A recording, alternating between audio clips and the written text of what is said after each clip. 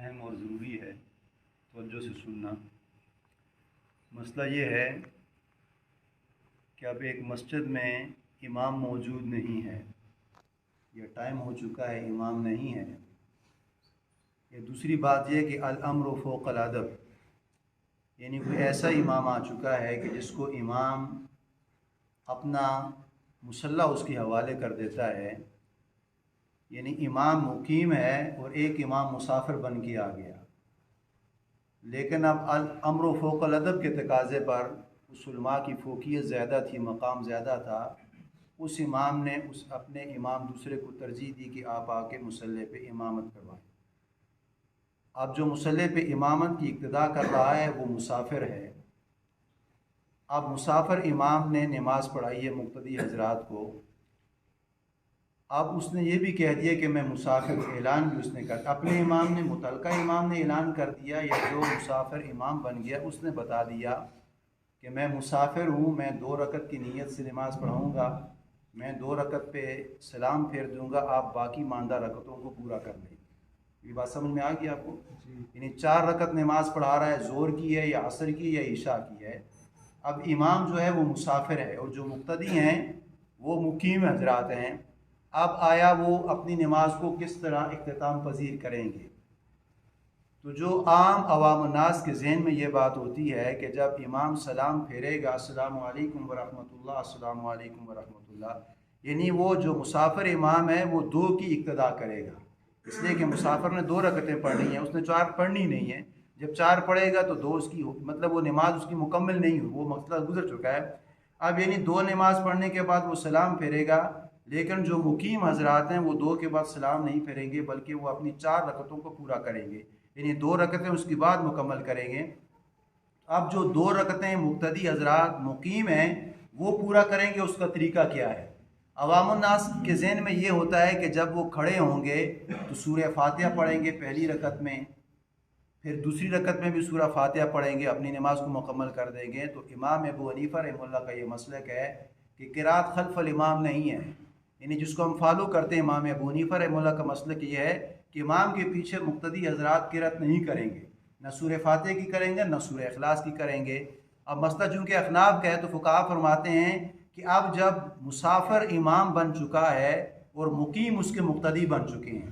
تو امام نے سلام پھیرا، اب مقیم حضرات سلام نہیں پھیریں گے، اس لیے کہ وہ اپنی باقی 2 رکعتوں کو مکمل کریں گے۔ تو فقہا فرماتے کہ وہ کھڑے ہوں گے اور اس طرح یوں ہاتھ باندھ لیں گے، اب وہ سورہ فاتحہ نہیں پڑھیں گے۔ تو آپ کے ذہن میں بھی یہ سوال آئے گا کہ امام نے سلام پھیر دیا، اب وہ بندہ ویسے ہی کھڑا ہے، اسی طرح کھڑا ہوگا پھر رکوع کرے گا؟ تو فقہا فرماتے ہیں کہ ایک حقیقتاً ہے، اب یہ فقہی مسئلہ ہے، تو فقہ سے وہی واقف ہوگا جس نے کچھ عرصہ مدرسے میں لگایا ہوگا۔ تو یہ ایک حقیقت ہے اور ایک حکمن ہے۔ اب حقیقت غائب ہو چکی ہے، حقیقت یہ ہے کہ حقیقت میں امام نے سلام پھیر کے وہ نکل چکا ہے، یعنی امام مسافر ہے، حقیقتاً اس نے دائیں طرف بھی سلام پھیر دیا اور بائیں طرف بھی سلام پھیر دیا، حقیقت ختم ہو چکی ہے، لیکن حکم اب بھی باقی ہے۔ اب حکم کس لیے باقی ہے کہ آپ نے اقتدا کی پیچھے سے امام کے، تو پیچھے سے امام کے جب آپ نے اقتدا کی، حقیقت اگرچہ ختم ہو چکی ہے، فوت ہو چکی ہے، لیکن حکم اب بھی باقی ہے۔ حکم اس لیے باقی ہے کہ امام کی جو مسافر ہے اس کی 2 رکعتیں 4 کے برابر ہیں، اس لیے کہ اس نے مسافر نے پڑھنی ہی 2 ہے، لیکن آپ کی اس کی امام کی مسافر کی 2 رکعتیں 4 کے برابر ہیں اور آپ کی 4 4 کے برابر ہے، تو اس کی امام کی نماز ختم ہو گئی، اس کا حقیقت ختم ہو گئی، لیکن حکم آپ کا اب بھی باقی ہے۔ حکم باقی سے مراد یہ ہے کہ آپ جب کھڑے ہوں گے،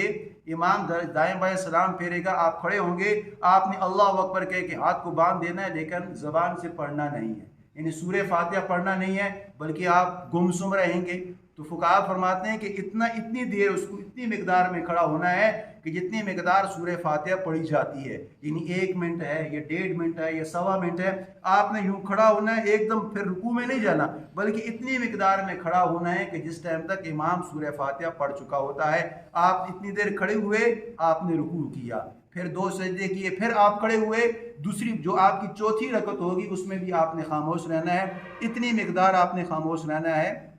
کہ جتنی مقدار سورہ فاتحہ آپ کی ہو جائے گی۔ تو پتہ چلا کہ حقیقت چلے گئی ہے لیکن حکم باقی ہے۔ اگر آپ نے امام کے بعد سورہ فاتحہ پڑھ لیا تو امام ابو حنیفہ رحمہ اللہ کا مسئلہ ہے کہ آپ کی نماز نہیں ہوگی، اس لیے کہ حکم چونکہ باقی ہے، اور حکم جب باقی ہوگا تو آپ نے امام کے پیچھے قرأت نہیں کرنی۔ آپ جب اپنی دوسری رکعت تیسری رکعت پورا کریں گے کھڑے ہو کے سورہ فاتحہ نہیں پڑھیں گے، بلکہ یوں کھڑے ہو کے اتنی مقدار میں کھڑے ہوں گے جتنی مقدار سورہ فاتحہ پڑھ لی، تیسری میں بھی یہی ہوگی، چوتھی میں بھی یہی صورتحال ہوگی، اور پھر قعدے کے بعد تحیات مکمل کر کے آپ نے سلام پڑھنی ہے، تو یہ آپ کی 4 رکعتیں مکمل ہو جائیں گی۔ اس لیے کہ حقیقت ختم ہو چکا ہے لیکن حکم اب بھی تابع ہے۔ لیکن اگر آپ نے اپنی رکعت میں سورہ فاتحہ پڑھ لی تو فقہا فرماتے ہیں کہ یہ امام کے تابع نہیں تھا، یہ پھر اپنی نماز پڑھ رہا ہے، 2 اس کے پیچھے پڑھ رہا ہے، 2 اپنی پڑھ رہا ہے، تو 4 رکعتیں ہیں، 2 اس کے لیے 2 اس کے لیے نہیں، اس لیے کہ زور کی یہی 4 ہے، اور